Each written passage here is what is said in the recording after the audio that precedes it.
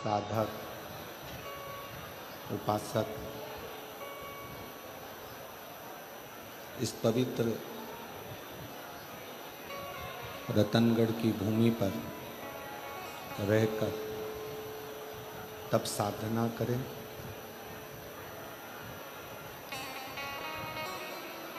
मंच पर विराजमान संतों के पावन चरणों को नमन करते हुए कथा मंडप में विराजमान सभी संत, साधु, तपस्वी, उपासक, ब्राह्मण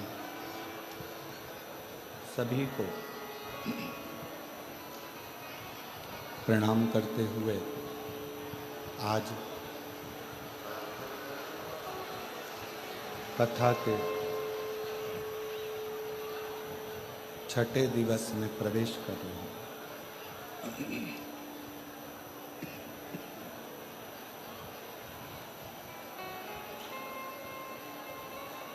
कथा के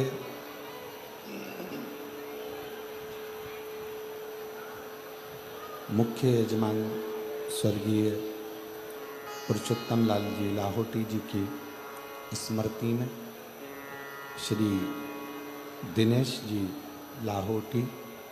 लाहोटी परिवार, रतनगढ़, राजस्थान। एक बार यजमान परिवार के लिए जोरदार ताली बजाकर स्वागत, वंदन, अभिनंदन। जिन्होंने इस दिव्य और भव्य शिव महापुराण की कथा को जनमानस को दिया है। रतनगढ़ की ये पवित्र धरा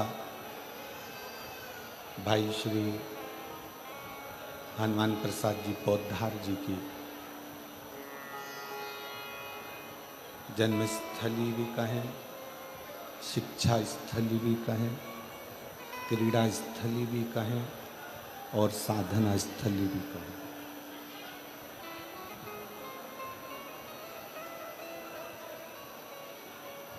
कितने किस्मत वाले हैं आप सभी रतनगढ़ के रहवासी, जो रतनगढ़ में कई संतों ने, कई साधुओं ने, कई तपस्वियों ने, कई साधकों ने अपनी साधना करी।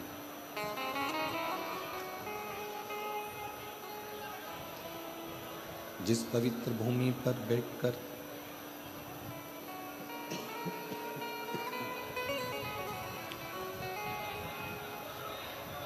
जिस पवित्र धरा पर बैठकर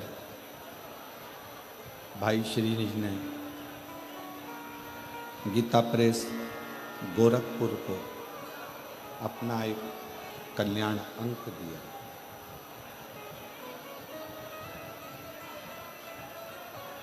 जिस समय पर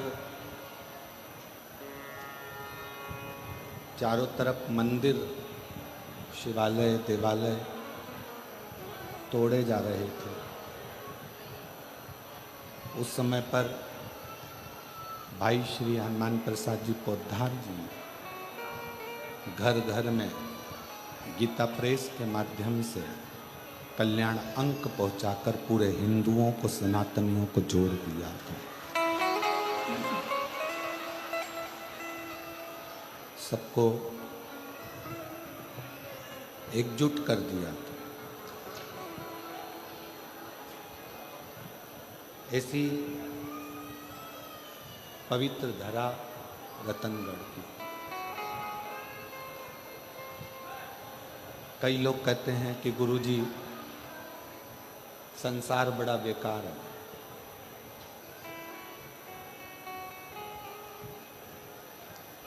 हम उनसे निवेदन करना चाहेंगे कि कोई अपने प्रवचन में कहे कि संसार बुरा है, जगत बुरा है, संसार बेकार है, जगत बेकार है।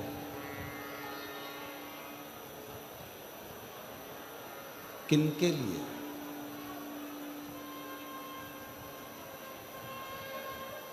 जगत उनके लिए बेकार है जो अपने कर्म से पीछे हट जाते।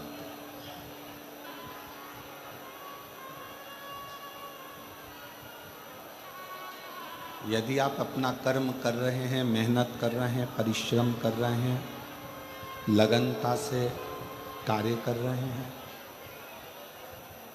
और अथक मेहनत, अथक परिश्रम यदि आप कर रहे हैं तो संसार आपको बुरा कभी नहीं लगेगा, संसार आपको हमेशा अच्छा ही लगेगा। आपको फिर संसार बुरा नहीं लगेगा, संसार आपको अच्छा लगेगा, श्रेष्ठ लगेगा।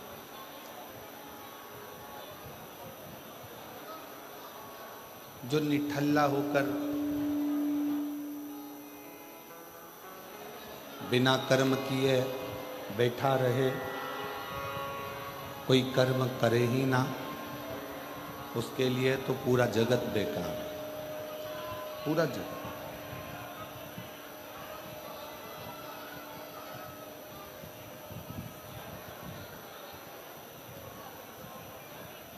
लोग कहते हैं हमने एक दुकान खोली, वो दुकान नहीं चली, फिर दूसरी दुकान खोली, दूसरी दुकान भी नहीं चली,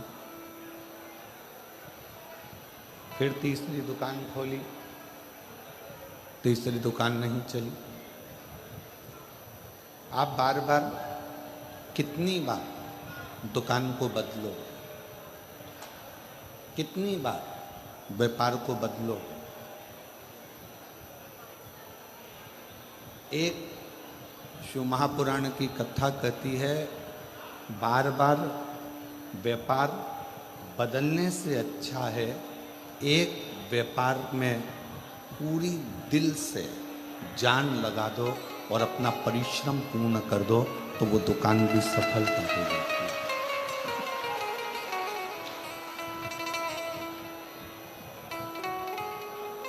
तैतीस कोटि देव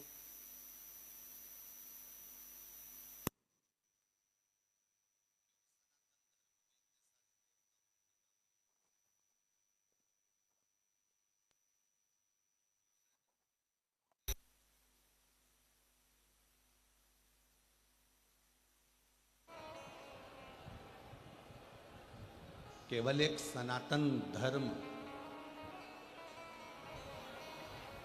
एक ऐसा धर्म है जिसमें 33 कोटि देवताओं का नाम आता है। क्यों? किस लिए? क्योंकि हमारे जितने भी देवता हैं वो अपना परिश्रम, अपना कर्म, अपनी लगनता संसार के लोगों को बताते हैं।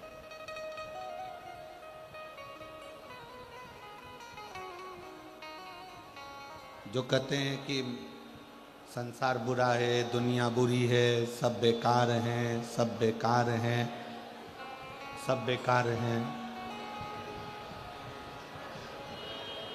हम उनसे कहेंगे, कई लोग ऐसे भी मिलेंगे जो कहेंगे साहब हमारा गांव बेकार है, कोई कहेगा हमारा प्रदेश बेकार है, कोई कहेगा हमारा जिला बेकार है, कोई कहेंगे राजनीति बेकार है, कोई कहेंगे ये बेकार है, कोई कहेंगे वो बेकार है। शिव महापुराण की कथा कहती है, मान लो संसार को आप बेकार कह रहे हो, तो कम से कम अपने आप को श्रेष्ठ बनाने का प्रयास करो, तो संसार भी आपको श्रेष्ठ नजर आने लगेगा।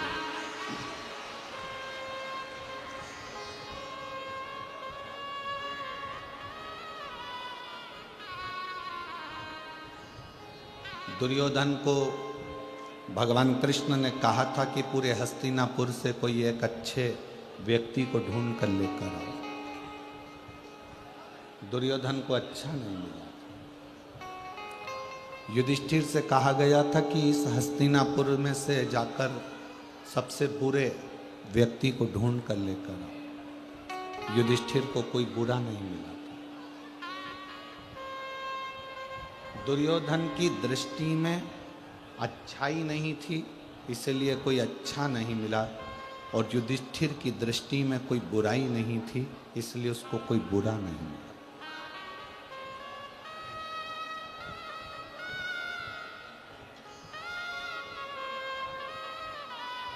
आपकी दृष्टि क्या कह रही है? आपकी सोच क्या कह रही है? आपका विचार क्या कह रहा है? ये आप पर निर्भर करता है। लाखों की संख्या में आज आप लोग पधारे हैं, पंडालों में जगह नहीं है, पूरे पंडाल भरे पड़े हैं, सब जहां तहां धूप में बैठे हुए हैं।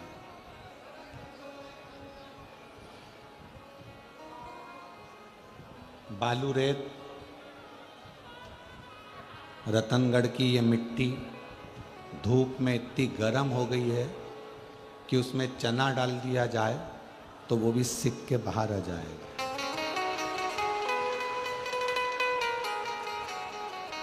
रतनगढ़ की ये मिट्टी इतनी गर्म हो रही है रेत कि इस पे पापड़ रखा जाए तो पापड़ सिक जाए। और मैं कैमरामैन से आस्था चैनल पर कहूँगा, एक बार वो नज़ारा दिखाओ कि उस मिट्टी पर कैसे लोग धूप में बैठकर शिव महापुराण की कथा का रसतत्व ग्रहण करें।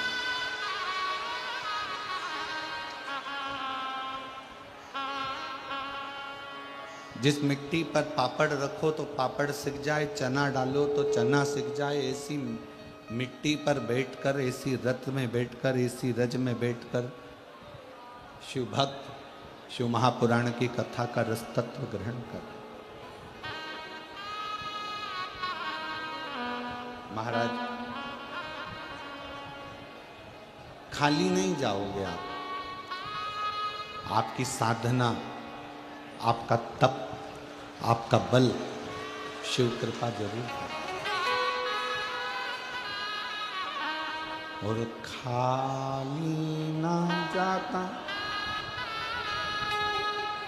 दर से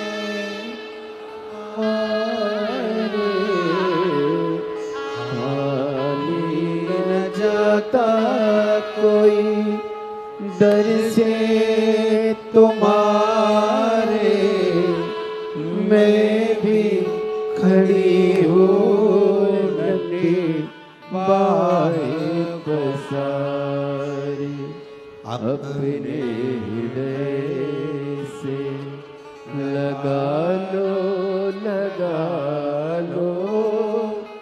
गिरा जा उठा लो भोले अपने दर से अब तो न टालो, गिरे जा रहे हो उठा लो। आपकी साधना, आपका भजन, आपका स्मरण, आपका कीर्तन खाली नहीं जाए।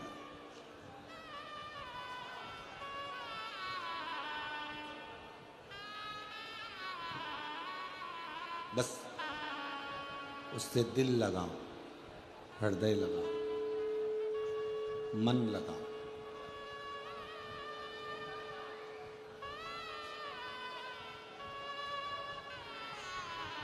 एक पत्नी को पति से किस चीज की कामना होती है? विवाह के बाद एक लड़की जब विवाह कर कर जाती है अपने पति के साथ, उसको किस चीज की कामना होती है? मोबाइल की? जम के बोलो जरा। नहीं। जेवर की? अच्छे कपड़े की? खूब सारा घर में फ्रिज, कूलर, वॉशिंग मशीन सब लगा रहे उसकी?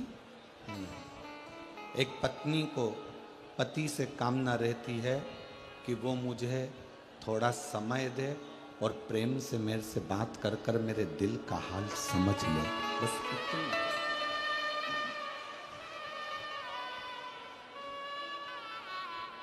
जो भीतर का दर्द ही ना समझे तो वो दिलदार क्या काम का।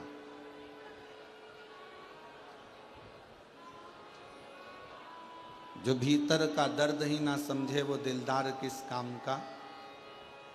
और जो आकर खाली झोली ना भर दे तो वो सरकार किस काम का। पति आपके भीतर के दर्द को समझे, आपके भीतर के विचारों को समझे, आपके भीतर की भावनाओं को समझे, पत्नी को पति से यही काम है।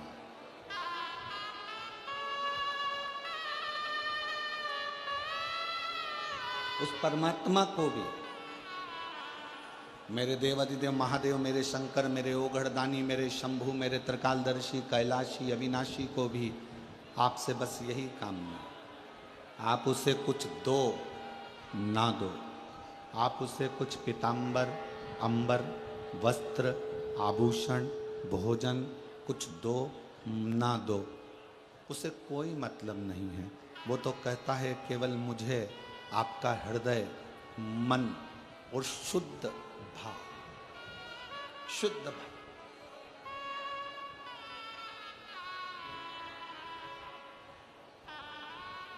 एक माँ से एक बेटे ने शर्त लगाई है, पत्र है।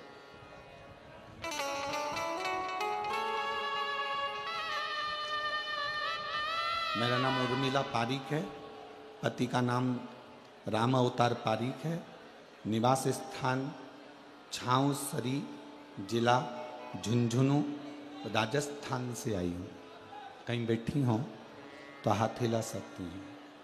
मेरा नाम राम अवतार पारीक, उर्मिला पारीक, निवास स्थान छाऊसरी, जिला झुंझुनू, राजस्थान से हूँ। मेरा मोबाइल नंबर ये है। कहीं बैठी हो तो हाथ हिला सकती हैं। और आई हों और बच्चे भी आए हों साथ में तो फिर यहाँ व्यासपीठ पर आ सकते हैं। मेरे बेटे की शादी को 9 साल हो गए थे और डॉक्टर ने संतान का मना कर दिया था कि संतान की प्राप्ति नहीं। राजस्थान का, हरियाणा का ऐसा कोई डॉक्टर नहीं जिससे हमने इलाज ना करवाया, फिर भी संतान का सुख नहीं है। तब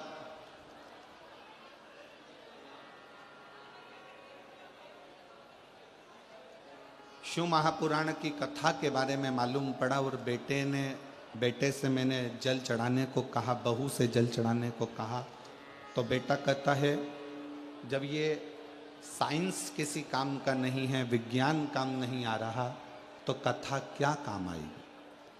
क्या तुम्हारी कथा संतान दे सकती है?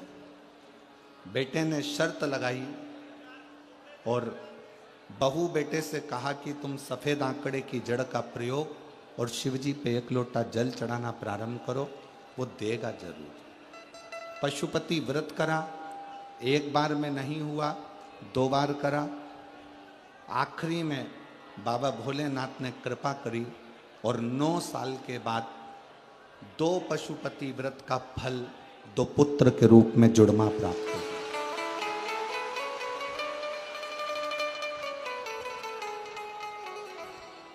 दो जुड़मा पुत्र के रूप में प्राप्त हुआ। अब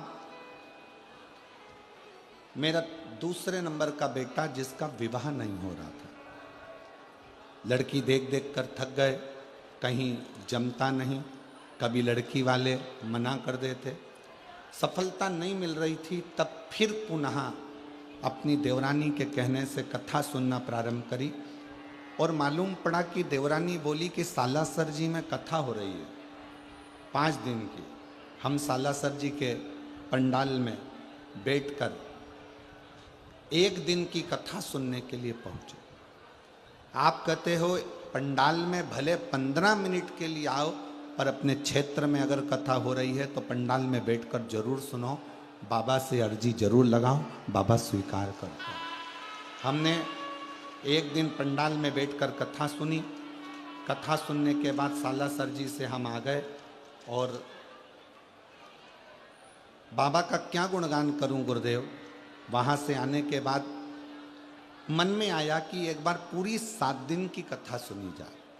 हम रेवाड़ी पहुँच गए, रेवाड़ी में जाकर कथा सुनी। उस कथा में अपने बेटे को भी ले गई, वहाँ की भूमि को नमन करा, प्रणाम करा और बाबा की ऐसी कृपा हुई कि 6 अप्रैल 2025 को बाबा की कृपा से बेटे की सगाई हो गई। मैं बाबा को प्रणाम करने के लिए, एक विश्वास, एक भरोसा, एक दृढ़ता शिव के प्रति।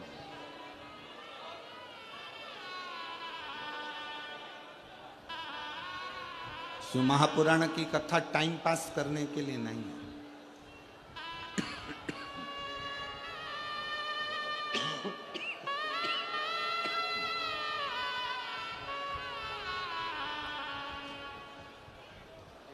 शिव महापुराण की कथा हृदय को दुखाने के लिए भी नहीं है। शिव महापुराण की कथा मनोरंजन का विषय भी नहीं है कि हम यहां पर एंजॉय करने के लिए आए।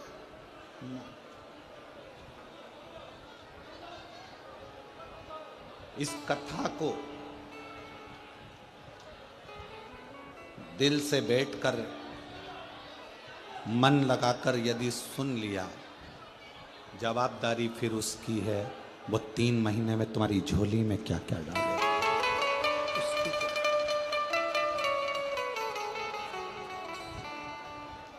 फिर आपका और हमारा बीच में कोई साझा नहीं, फिर उसका और आपका साझा। कथा ने रुक्मणी जी को कृष्ण से मिला दिया था। रुक्मणी जी भगवान कृष्ण को कभी नहीं देखी थी। श्रीमद् भागवत कथा आप लोगों ने पढ़ी भी होगी, सुनी भी होगी। सुनी है सबने? हाथ उठाओ जरा। सबने सुनी है?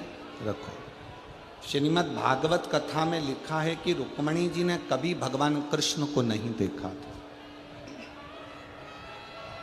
और ना ही भगवान कृष्ण ने रुक्मणी जी को देखा था। ना रुक्मणी भगवान कृष्ण को देखी है और ना कृष्ण रुक्मणी को देखी।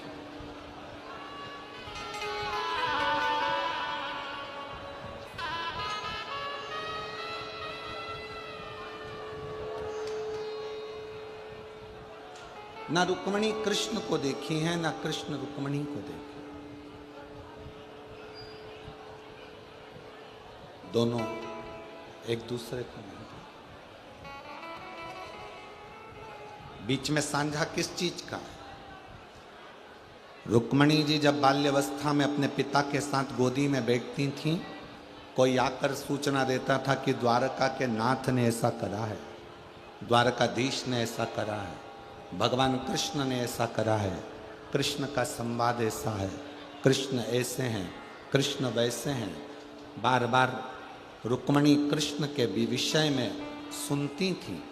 कृष्ण के विषय में रुक्मणी जी का स्मरण होता था और उसका फल ये हुआ कि कथा सुनते सुनते रुक्मणी जी का दिल संग भगवान कृष्ण में जुड़ गया और आखिरी में कृष्ण को रुक्मणी को लेने आया। आखिरी में भगवान कृष्ण रुक्मणी जी को लेने के लिए आए। दिल जुड़ गया, मन जुड़ गया। कथा का काम क्या है? कथा करती क्या है? आपको परमात्मा से जोड़ देती है।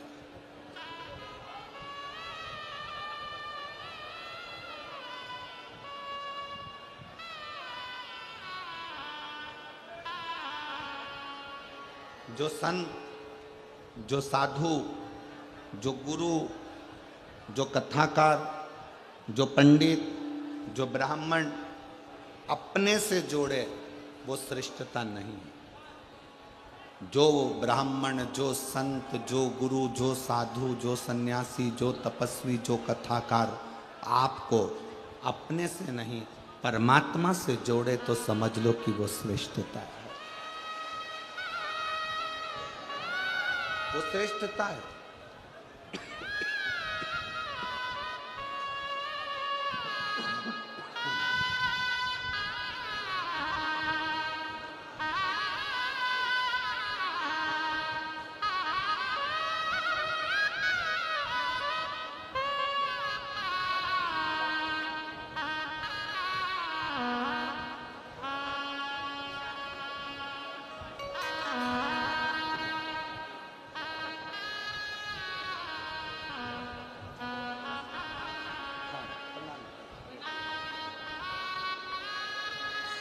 शिव तत्व किसको कहते हैं?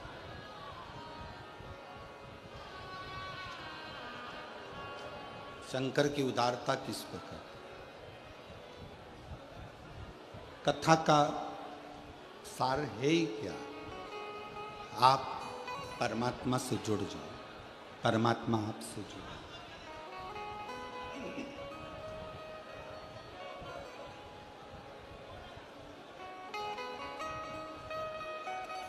हम तुम्हारे हैं प्रभु जी, हम तुम्हारे ही रहेंगे, इसके सिवाय कोई सार्थक नहीं। शिव पुराण करती क्या है? आप जब दिल से बैठकर श्री शिवाय नमस्तुभ्यम कहते हो, हृदय से अपने मन की बात उससे जोड़ते हो, सुनता है, श्रवण करता है।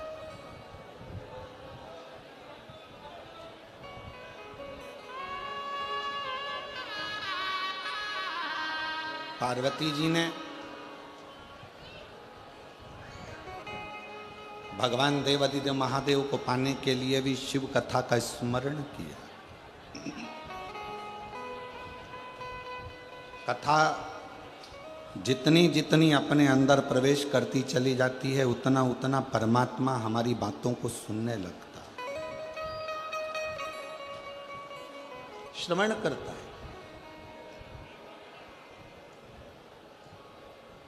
जो कहे कि दुनिया बेकार है, उसको कहो कि दुनिया आज के जमाने में सतयुग, त्रेता, द्वापर, इन सब को हटा दो, इन सबसे ज्यादा अच्छा यदि कुछ है तो ये कलयुग है, जिसमें भगवान का नाम लेते से ही पार उतर जाए।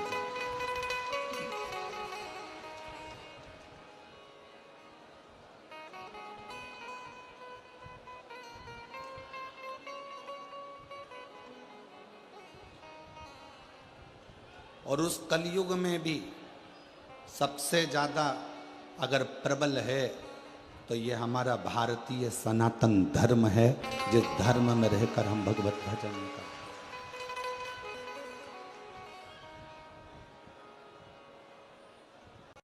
हैं। पर जन्म लेना सरल है, पर अपने नाम के आगे श्री लिखवाना कठिन है। श्री उसी के नाम के आगे आता है जो सनातन धर्म में जन्म लेता है, बाकी के धर्म में श्री नहीं लिखा।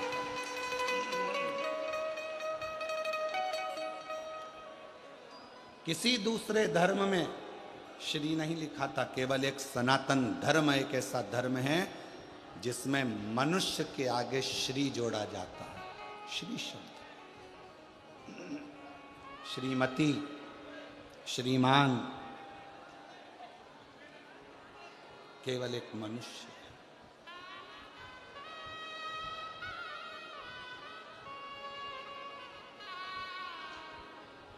और मेरी रातनगढ़ की जीजियों, मेरे रतनगढ़ के जीजाओं, बेटियों, बेटाओं, मेरी माताओं, मेरे भाई, मेरे बंधु, मेरे सखा, मेरे मित्र, अपने सनातन धर्म से बढ़कर दुनिया में कोई धर्म नहीं है जो इतना नरम, इतना आनंदित और इतना प्रफुल्लित करने वाला धर्म है। कोई धर्म नहीं।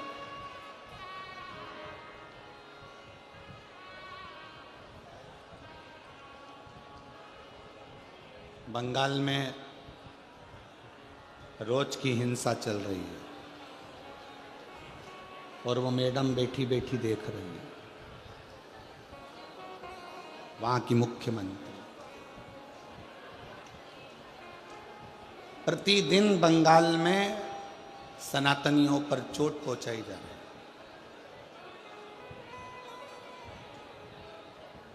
पर कहते हैं विनाश काले विपरीत बुद्धि। अब तो लगता है कि उस मैडम को सुधारने के लिए भी एक शिव महापुराण की कथा करना पड़ेगी बंगाल के ही क्षेत्र। तब समझे कि कहां बुद्धि जा रही है, तुम्हारा चित्त कहां जा रहा है, तुम्हारा विवेक कहां जा रहा है। एक बार आइए बंगाल से इस मारवाड़ की राजस्थान की भूमि पर और इस रतनगढ़ में आइए और देखिए इस रतनगढ़ के एक छोटे छोटे बच्चों को जो पानी के जार ले लेकर बिना छांव के धूप में तपती रेत में एक एक रतनगढ़ का बच्चा पानी पिलाने के लिए खड़ा हुआ। तो बंगाल की मैडम को बुलाओ और राजस्थान की धूल का तिलक लगाओ, तब समझ में आएगा कि सनातन धर्म है क्या, सनातन धर्म की मजबूती क्या। कल हम जा रहे थे, छोटे छोटे बच्चों को देखा, इतने प्रेम से आवाज दे देकर बुला रहे थे, आवाज दे देकर। एक बुजुर्ग माँ एक पानी का कैन लेकर बैठी थी, वो आवाज लगा रही थी, ओ बिंदड़ी, वो आवाज लगा रही, ले पानी तो पी जा। बहुत कथा करी, सालों हो गए कथा करते करते, ये शिव महापुराण का वाचन करते बाबा की कृपा से। पर जो रतनगढ़ वासियों का जो दिल देखा है, ऐसा दिल कहीं नहीं देखा। रतनगढ़ का एक एक बच्चा, बुजुर्ग, यहाँ की सोशल मीडिया, यहाँ की पत्रकारिता, यहाँ का एक एक व्यक्ति दिल रखता है और अपने रतनगढ़ के प्रति पूरा दिल और भाव समर्पित कर कर चलता, समर्पित कर कर चलता।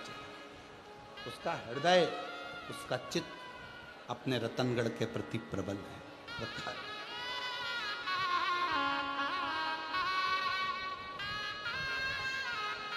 इसीलिए कहते हैं महारो राजस्थान, मारो राजस्थान।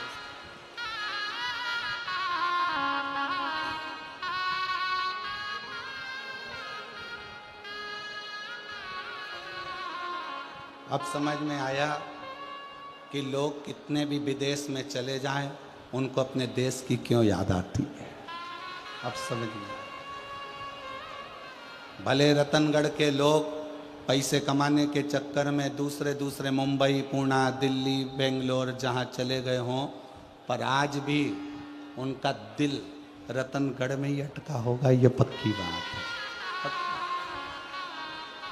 हृदय, यहाँ की नम्रता, यहाँ की द्रविता देखिए आप, देखने लायक।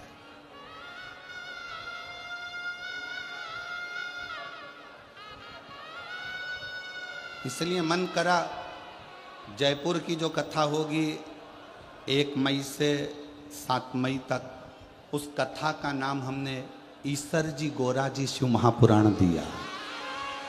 ईसर जी गोरा कि शंकर भगवान ने 16 दिन अपनी धर्म पत्नी के साथ पहली बार श्रृंगार किया था, और 16 दिन में क्या क्या कर्म ईसर जी ने करा, 16 दिन में क्या क्या कर्म गोरा जी ने करा। उनके पुत्र गणेश, कार्तिकेय, 6 लड़कियां जया, विषहरा, श्यामली बारी, दौतली, देव और अशोक सुंदरी, इन 6 ही लड़कियों ने अपनी माँ का श्रृंगार कैसे करा। कौन सा सौभाग्यवती नारी का वो श्रृंगार होता है जिसको वो कर देती है तो उसकी वेदव्यता नहीं आती है। कौन सा श्रृंगार शंकर भगवान का एक करा जाता है जिसके कारण बस शरीर में कोई बड़ी बीमारी नहीं लग सकती है। वो ईसर जी और गोरा जी की कथा पर आधारित 1 मई से 7 मई तक जो जयपुर में शिव महापुराण की कथा होगी वो पूरे विश्व का रिकॉर्ड तोड़ेगी और वो ईसर जी और गोरा जी पर आधारित। और हम तो कहेंगे जितनी माताएं जितने भाई उस कथा को श्रवण करने के लिए आए, आप भी ईसर जी और गोरा जी का भाव लेकर आना। ईसर जी गोरा जी का भाव लेकर आओ। आप भी साधारण दिल से सुनो, स्मरण करो।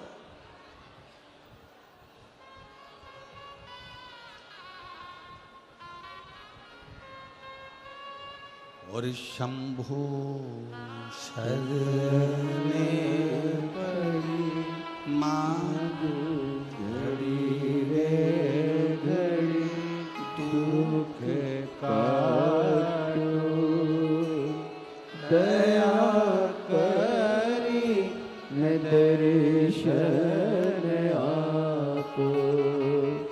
ओ शंभो शरण पड़े मांगो घड़ी रे घड़ी दुख काटो, दया करी न दर्शन आपो। रतनगढ़ के कोई हमको देखो, हम तो किसी से मिलते नहीं हैं, और पूछ लो आप दिनेश जी से, लाहौटी जी से कि हमारा ना तो इनके रिश्तेदारों से भी मिलना हुआ ना ही इनसे मिलना हुआ है, क्योंकि अब की बार थोड़ा स्वास्थ्य नरम गरम था तो हम मिल भी नहीं पाए। जितना सोशल मीडिया पर आता है तो सीहोर से समिति भेजती है वो देखने को मिलता है। कई रतनगढ़ के स्कूल वालों ने अपनी अपनी बसें भी लगा दी जिससे लोग आराम से रेलवे स्टेशन, बस स्टैंड, चौक से यहाँ तक वहाँ तक चले।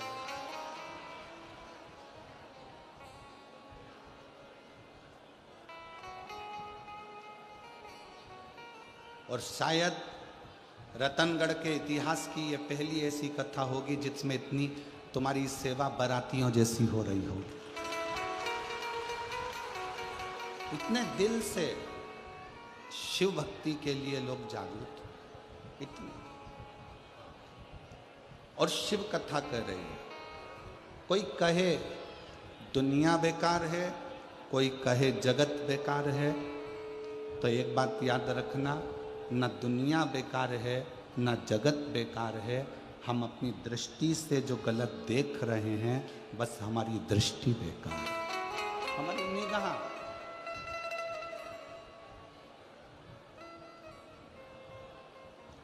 हमारे नेत्र ये श्रेष्ठता देख नहीं पा रहे।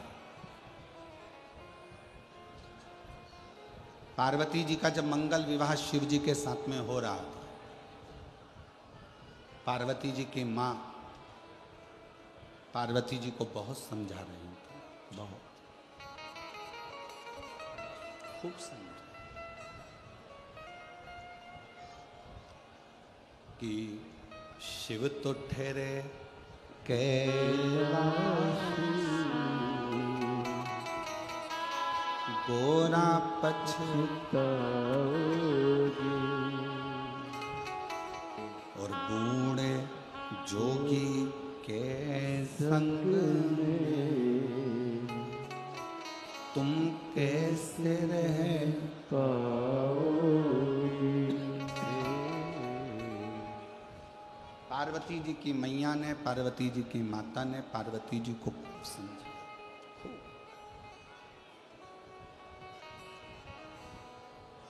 कितनी उम्र है शिव जी की हमको नहीं मालूम।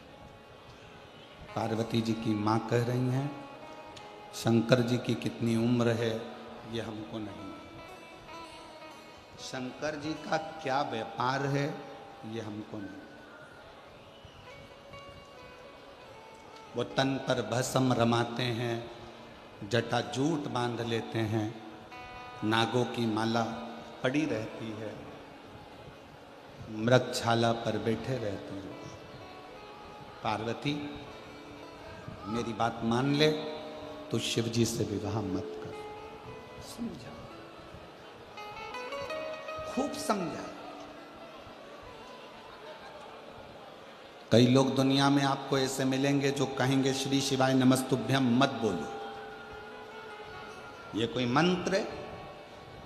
कोई तुमको मिलेगा तो कहेगा एक लोटा जल शंकर जी को मत चढ़ाओ, क्यों चढ़ाते हो। कोई मिलेगा तो कहेगा कि पशुपति व्रत मत करो। कोई मिलेगा तो कहेगा कि शंकर के दरवाजे मत जाओ। कोई मिलेगा तो कहेगा कि शंकर की कथा में मत जाओ। पार्वती जी की मैया ने पार्वती जी को खूब समझाया था। पार्वती जी की माता ने पार्वती जी को खूब समझाया, शिव से विवाह मत कर। बहुत सारे खोट शंकर जी के उनकी माँ पार्वती जी को गिना रही, बहुत सारे।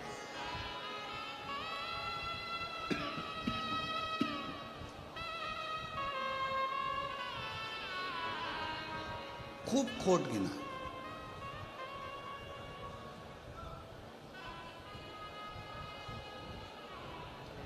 खूब सारे खोट शंकर भगवान के पार्वती जी की माता जी ने पार्वती जी को गिना है, खूब।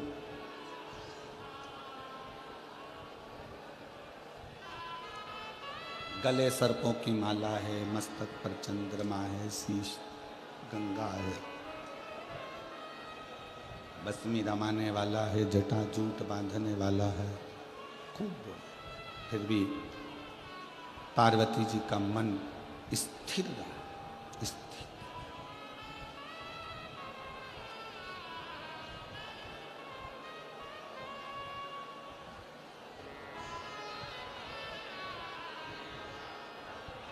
इतना स्थिर पार्वती जी ने अपने मन को बना लिया था, इतना स्थिर माता पार्वती जी ने अपने चित्त को बना लिया था कि शिव की निंदा पार्वती जी सुनी नहीं, शंकर की निंदा ही नहीं सुनी, शिव निंदा नहीं सुनी।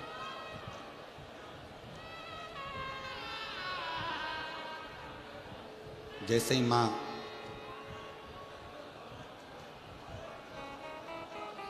मैनावती ने शिव जी के लिए खोट गिनाना प्रारंभ करे, वैसे ही पार्वती जी ने अपनी श्रवण शक्ति में शिव को बिठा लिया और शिव नाम का अंदरूनी जाप करना प्रारंभ कर, भीतर का जाप।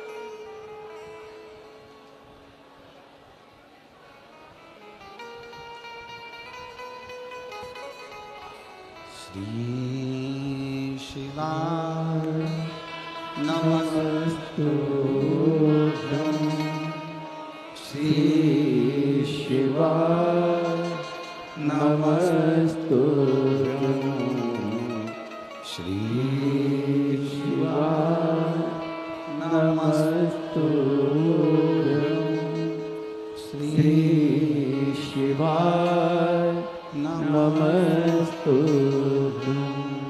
श्री शिवाय नमस्तुभ्यं, श्री शिवाय नमस्तुभ्यं। पार्वती जी अपने भीतर शिव तत्व को प्रकट कर ले। निंदा नहीं सुन रही, निंदा से दूर है, निंदा नहीं सुन रही।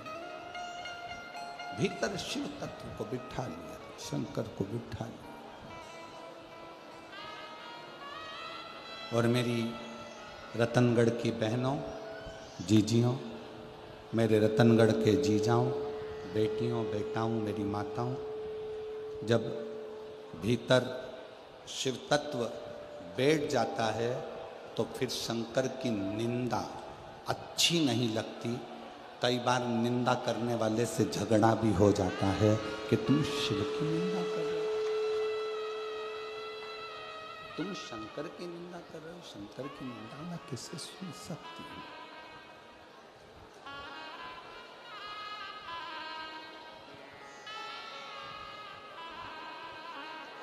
अपने पति की निंदा, ध्यान देना, थोड़ा बहुत अच्छी बात पार्वती जी का चरित्र कर रहा। अपने पति की निंदा, अपने पिता की निंदा और अपने परमात्मा की निंदा कभी कानों में नहीं आना चाहिए, कभी ना।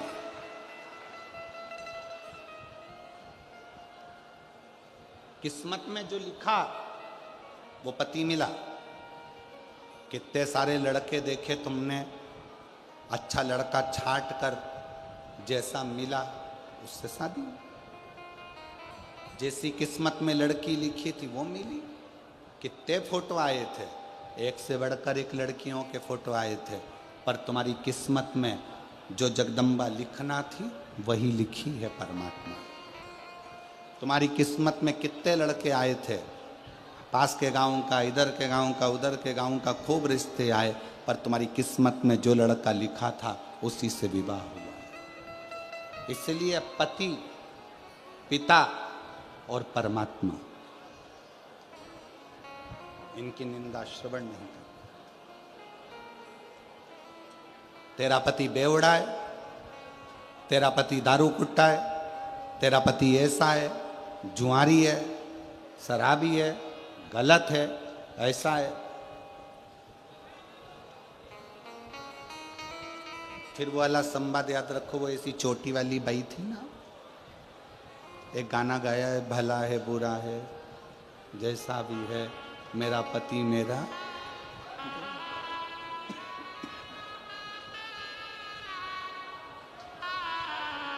जैसा है।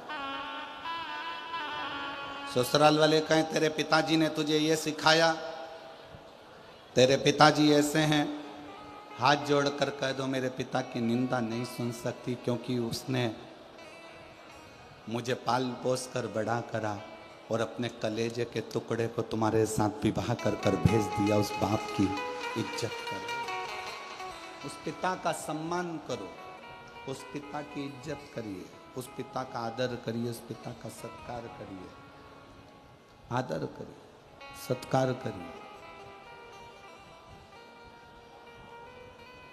दूसरा, परमात्मा। कोई विधर्मी अपने सनातन धर्म के भगवान के लिए, सनातन धर्म के ईश्वर के लिए, सनातन धर्म के देवताओं के लिए अपशब्द बोले, जैसे ही आड़ा टेढ़ा बोले, बन सके तो जवाब दो, नहीं बन सकता तो वहां से उठकर चल दो। अपने परमात्मा की निंदा भी नहीं सुनना, अपने ईश्वर की निंदा भी नहीं सुनना, परमात्मा की निंदा भी श्रवण नहीं करना। सुनो ना,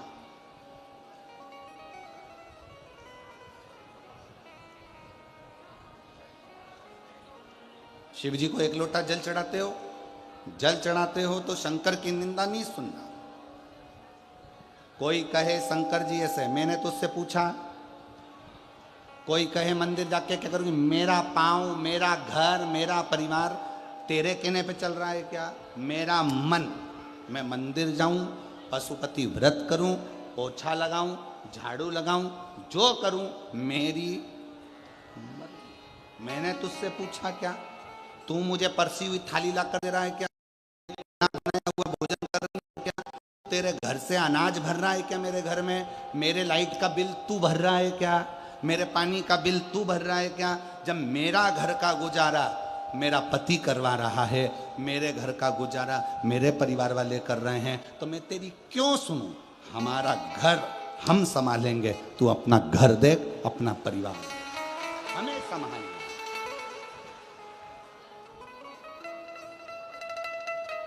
एक पत्र है, अच्छा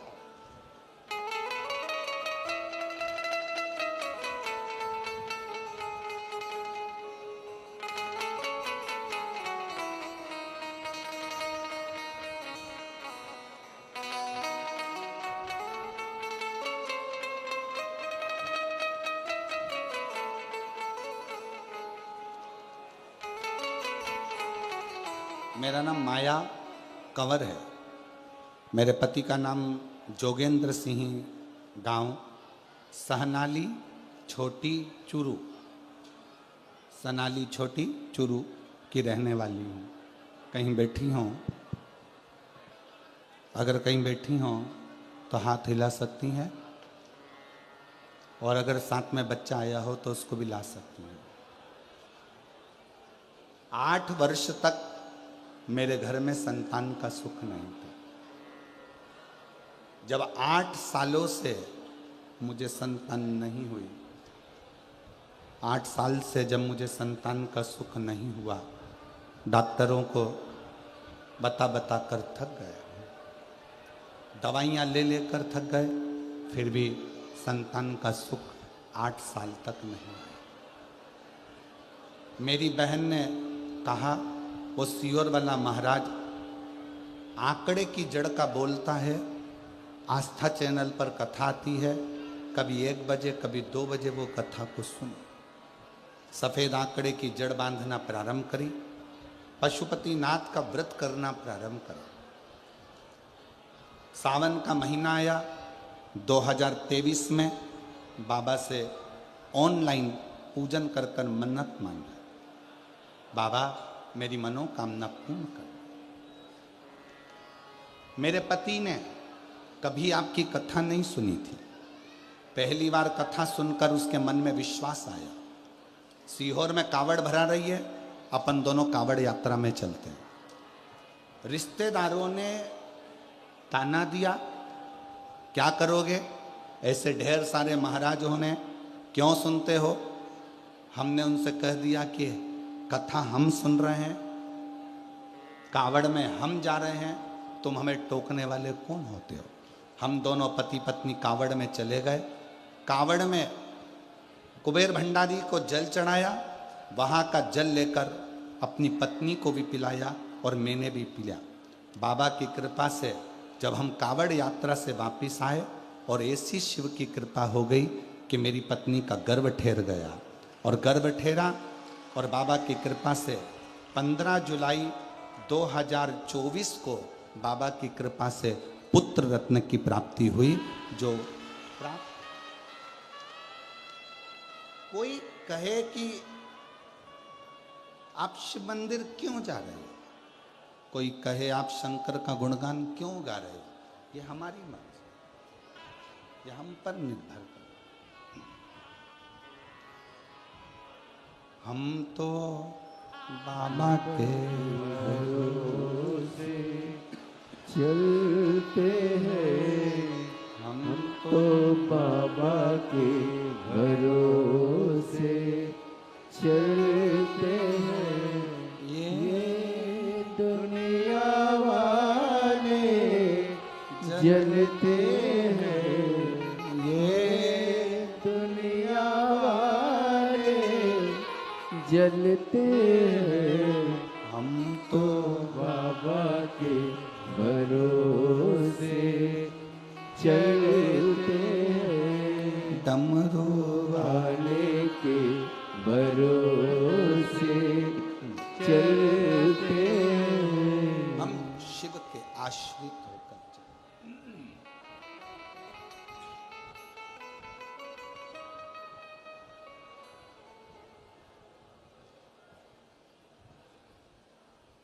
पति की बुराई ना सुने, पिता की बुराई ना सुने। पिता ने क्या दिया क्या नहीं दिया, एक बाप अपनी कलेजे का टुकड़ा तुमको दे दिया ना, इससे बढ़कर कोई दौलत संसार की हो नहीं सकती, कोई दौलत। कल एक पत्र था, हम पढ़ नहीं पाए।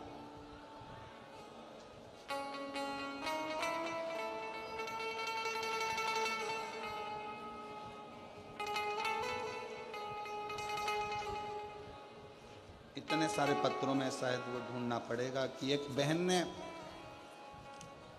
पत्र में लिखा, उसकी 4 लड़कियां।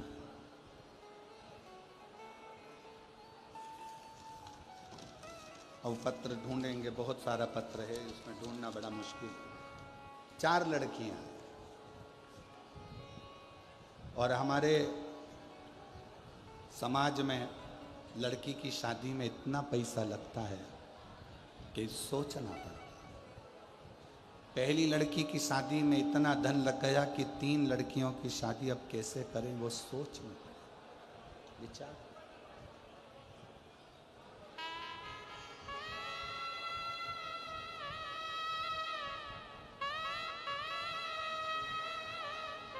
दहेजा लेने वाले को एक निवेदन करना चाहूंगा इस मारवाड़ की भूमि से, इस राजस्थान की भूमि से। जिस माँ बाप ने अपनी बेटी को पढ़ाया होगा, खर्च करा होगा, जिस बेटी को बढ़ाया होगा, खर्च किया होगा, किस तरह से उसने अपनी 4 बेटियों को पढ़ाया लिखाया होगा, खर्च करा होगा, ये वो माँ बाप ही जानता है। मेरा निवेदन उस माँ की कलम थी या उसके आँख के आंसू थे कि 3 लड़कियों के लिए जब हम संबंध की बात करते हैं तो लोग पहले पूछते हैं क्या क्या दोगे और कितना दोगे, कितने तक शादी पहुंचोगे।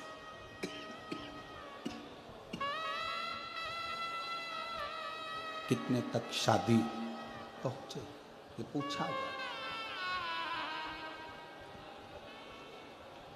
एक माँ एक पिता अपनी बेटी को जब देता है ना, धन नहीं देखता, वो अपना कलेजा का टुकड़ा तुम्हारे हाथ में दे देता है कि इसको लेकर तुम जाओ। धन नहीं, कलेजे का टुकड़ा। क्या दे? बोलो, भगवान विष्णु के यहां तो बैकुंठ था, ब्रह्मा जी के पास में ब्रह्मलोक था, इंद्र जी के पास में इंद्रलोक था, शंकर जी के पास कैलाश धाम था। कैलाश फ्रिज था, जम के बोलो जरा, नहीं, कूलर था, एसी, पलंग, टेबल, थाली, बर्तन, गैस, चूल्हा, लकड़ी, भाटा, कुछ भी नहीं, कुछ। जब पार्वती जी का विवाह हो रहा था, इस प्रसंग को हम कहेंगे जयपुर की कथा में, जब ईसर जी और गोरा जी का विवाह हो रहा था, उस प्रसंग का वर्णन करें। परंतु उसी का थोड़ा सा प्रसंग अपनी जिंदगी में उतारिएगा, थोड़ा सा।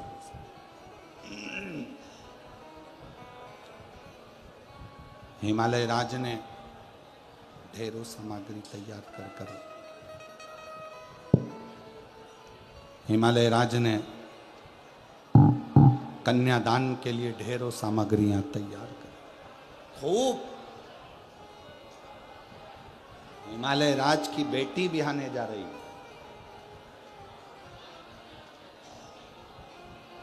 बेटी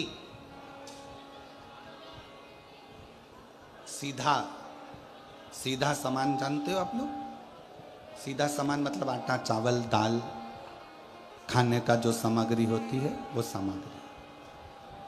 कहते हैं हिमालय राज ने छकड़े भर भर कर, गाड़ियां भर भर कर, छकड़े भर भर कर सीधा सामान को भर भर कर इकट्ठा कर लिया।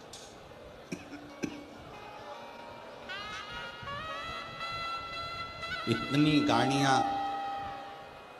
इतना छकड़ा सामान सीधे का भरा। मेरी बेटी के घर में 1 साल तक अन्न की कमी नहीं पड़ेगी, इतना अन्न का सामान गाड़ियों में भरा हुआ था। रतन, माणिक, सोना, चांदी, हीरा, पन्ना इतना भरा था, इतना भरा था कि बेटी के जीवन में कोई दुख ना। सारा सामान तैयार, कन्यादान हुआ, भावर पड़ी।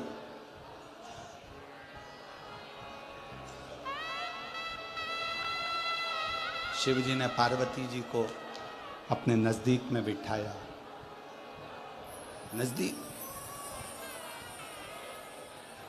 और नजदीक में बिठाकर भगवान देवाधिदेव महादेव शंकर भगवान ने पार्वती जी से कहा, पार्वती कैलाश चलना है, ध्यान देना कथा पर, कैलाश चलना है पार्वती, कैलाश चलना है।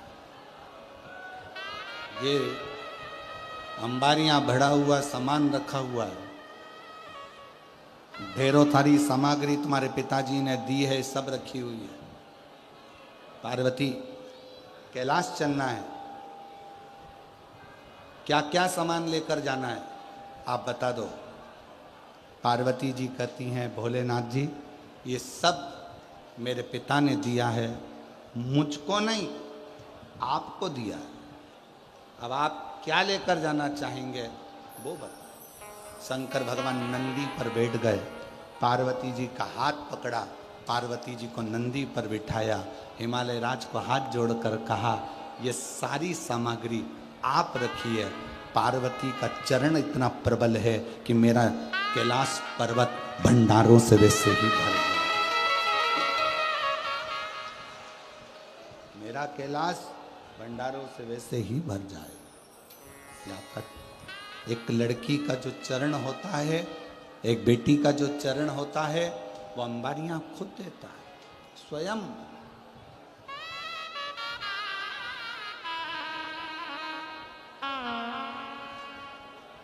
झारखंड में जो कथा 11 मई से आप लोग झारखंड से सुनेंगे टीवी पर, उस कथा का नाम हमने दिया है शिवपुत्री, शिव की बेटी। कैसी है शंकर की बेटी, कैसी होना चाहिए, और शंकर की बेटी ने क्या क्या अपने पिता से मांगा और क्या क्या पिता ने अपनी बेटी को दिया, उस कथा का भी स्मरण आप टीवी पर जरूर करिएगा, और बन सके सुने आप, झारखंड आके मना नहीं।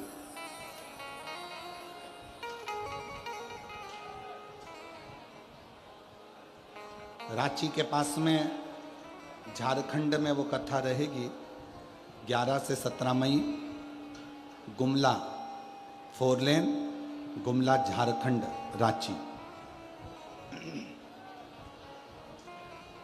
उस कथा का नाम है शिवपुत्री, शिव महापुराण की, शिव की बेटी।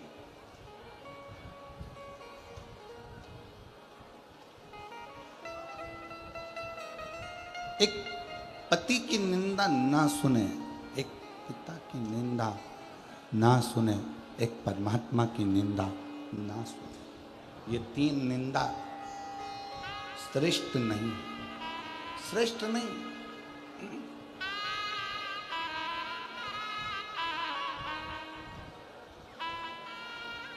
एक निंदा लक्ष्मी जी ने माता पार्वती जी से कह दिया था, ए पार्वती मेरे सोने के महल देख, मेरे सोने के पर्णकोटे देख, मेरे सोने का कलश देख, सोने का घड़ा देख, सोने की दीवार देख, सोने का कालीन देख, सोने के झाड़ देख, सोने के वृक्ष देख।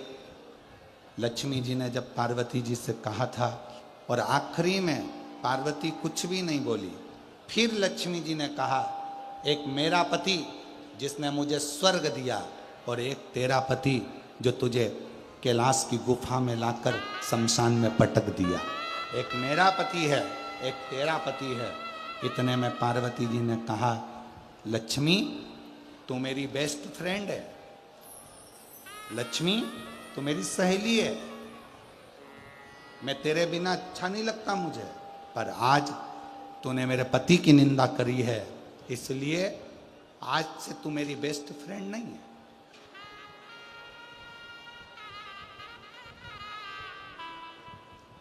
लक्ष्मी जी ने कहा पार्वती से, तुझे बुरा लग गया? नहीं, मुझे बुरा नहीं लगा, तूने मेरे पति का अपमान करा।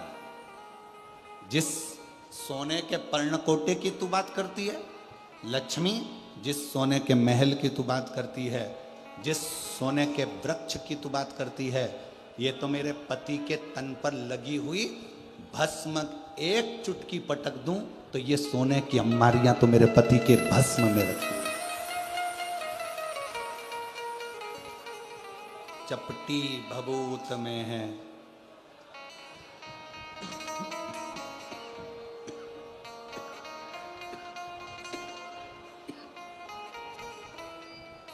चपटी भभूत में है खजाना कुबेर का। चपटी भभूत में है खजाना कुबेर। हे गंगधार मुक्ति द्वार ओम। मेरे पति के शरीर पर लगी हुई भस्म एक चुटकी निकाल कर डाल दूं तो ऐसे सोने के महल। तू एक स्वर्ग की बात करती है। पार्वती जी कहती हैं मेरे पति के पांव की उंगली जितनी है उतने स्वर्ग मेरे पति के चरणों में पड़े हुए हैं। उतने स्वर्ग।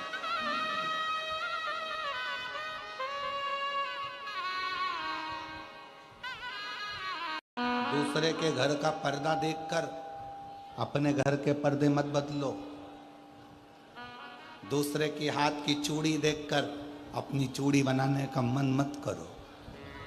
दूसरे के घर का बंगला देखकर अपने बंगले की चाह मत करो। पति से कभी मत कहो कि कर्जा करो। पति से कहो ऐसा कर्जा किस काम का जो फैशन के लिए किया जाए। कर्जा नहीं, आप एक काम करो, बस बच्चों का भरण पोषण। क्या करूं, क्या करूं मैं उस धन का।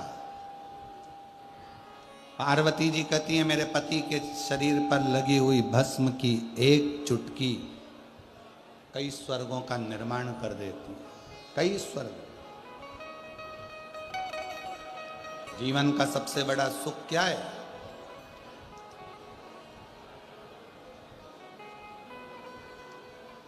मुस्कुराना। हमने पहले कथा में कहा था 3 चीजें बहुत कठिन है। दुनिया की सबसे कठिन चीज है 3। पहले नंबर का हाथी को धक्का देना। जम के बोलो क्या? जम के बोलो। हाथी को धक्का देना। दूसरे नंबर का मच्छर के पैर की मालिश करना। ये भी दुनिया का सबसे कठिन काम है। दुनिया की 3 चीजें कठिन हैं। पहले नंबर का हाथी को जम के बोलो धक्का देना। दूसरे नंबर का मच्छर के पैर की मालिश करना। और तीसरे नंबर पर है शादी के बाद किसी पुरुष का मुस्कुराना।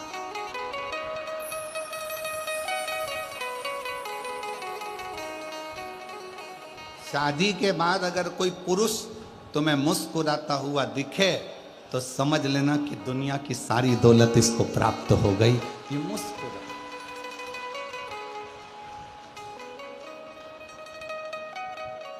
बेचारा शादी के बाद पुरुष किसी के दोस्त के यहाँ शादी में भी जाता है तो मुंह उतार कर रहता है, क्योंकि ज्यादा मुस्कुराता है तो पत्नी सिर पे पल्लू लेकर शादी में बोल देती है खूब हंस रहे हो। घर में आते से तो तुमको बिल्ली काट खाती है, एकदम मौन हो जाते हो, और यहां इतना मुस्कुरा रहे। अभी चलो घर तुम, फिर बात कर। 3 काम सबसे ज्यादा कठिन है। 3।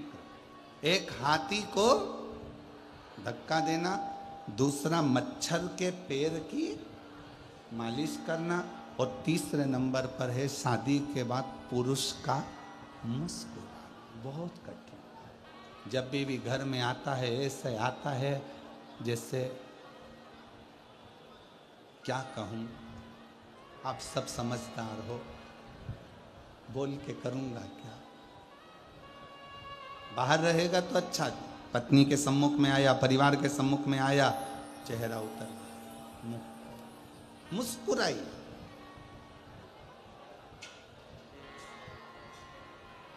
पार्वती जी कहती हैं मेरे पति के तन पर लगी हुई भस्म एक चुटकी गिरा दूं तो स्वर्ग ही स्वर्ग है। स्वर्ग ही स्वर्ग। चपटी भभूत में है खजाना कुबेर का। ये चपटी भभूत में ये कुबेर का खजाना भरा पड़ा।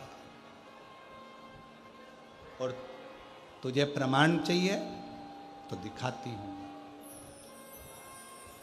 घर गई पार्वती जी, शिव जी से प्रार्थना करी, जैसा स्वर्ग है उससे डबल सुंदर स्वर्ग बनवाओ। शंकर जी ने कहा, अपना कैलाश अच्छा नहीं लग रहा तेरे को? क्या अपना कैलाश तुझे अच्छा नहीं लग रहा है? श्रेष्ठ नहीं लग रहा है? लग रहा। कैलाश श्रेष्ठ लग रहा, फिर क्यों, किस लिए? पार्वती जी ने कहा कि बनाओ। मैं विश्वकर्मा जी को बुलाया गया, महल का निर्माण करवाया गया, सोने के पर्णकोटे, सोने का मंडप, सोने के कलश, सोने के तोरण सब लगवाए। लक्ष्मी जी को बुलवाया गया और बताया गया, ये देखो, तुम कहती हो मेरे पति ने स्वर्ग दिया है, पार्वती जी कहती हैं अगर नारायण भगवान को भी स्वर्ग प्राप्त हुआ है तो वो भगवान शिव की कृपा से प्राप्त हुआ है।